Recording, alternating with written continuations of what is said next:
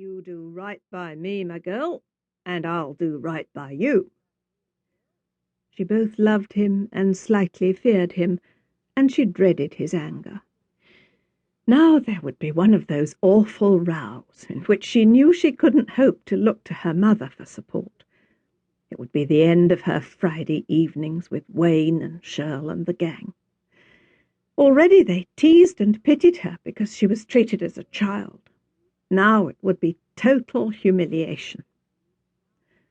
Her first desperate thought was to hire a taxi and to chase the bus, but she didn't know where the cab rank was, and she hadn't enough money, she was sure of that. She could go back to the disco and see if Wayne and Shirl and the gang between them could lend her enough. But Wayne was always skint, and Shirl too mean, and by the time she had argued and cajoled, it would be too late. And then came salvation. The lights had changed again to red, and a car at the end of a tail of 4 others was just drawing slowly to a stop. She found herself opposite the open left-hand window and looking directly at 2 elderly women. She clutched at the lowered glass and said breathlessly, "Can you give me a lift?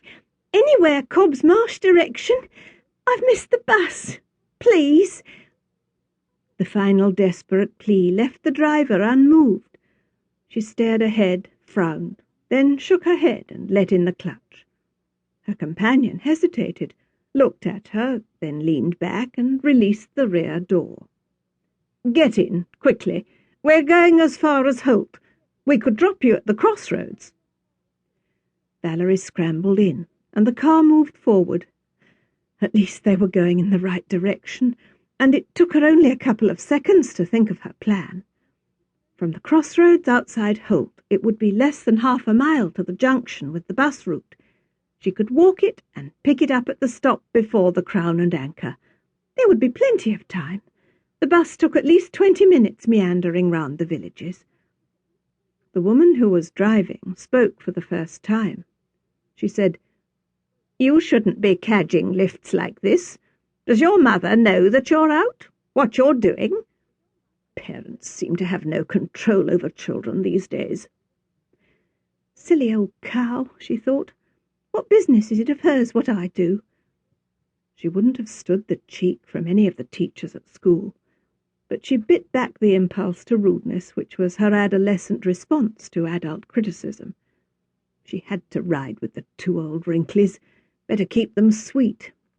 She said, "I'm supposed to catch the 9:40 bus. My dad'd kill me if he thought I'd catched a lift. I wouldn't if you was a man." "I hope not. And your father's perfectly right to be strict about it. These are dangerous times for young women, quite apart from the Whistler. Where exactly do you live?" "At Cobb's Marsh. But I've got an aunt and uncle at Holt. If you'll put me down at the crossroads, he'll be able to give me a lift. They live right close. I'll be safe enough if you drop me there, honest." The lie came easily to her, and was as easily accepted. Nothing more was said by any of them. She sat looking at the backs of the 2 grey, cropped heads, watching the driver's age-speckled hands on the wheel. Sisters, she thought, by the look of them. Her first glimpse had shown her the same square heads, the same strong chins, the same curved eyebrows above anxious, angry eyes. They've had a row, she thought. She could sense the tension quivering between them.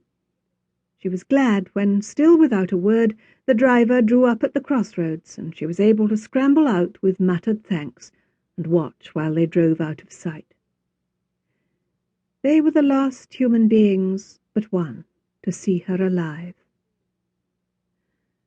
She crouched to change into the sensible shoes which her parents insisted she wear to school, grateful that the shoulder bag was now lighter, then began trudging away from the town towards the junction, where she would wait for the bus.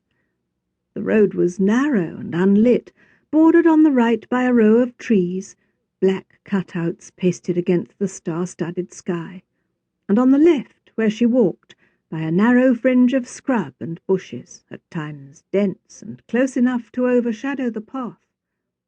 Up till now she had felt only an overwhelming relief that all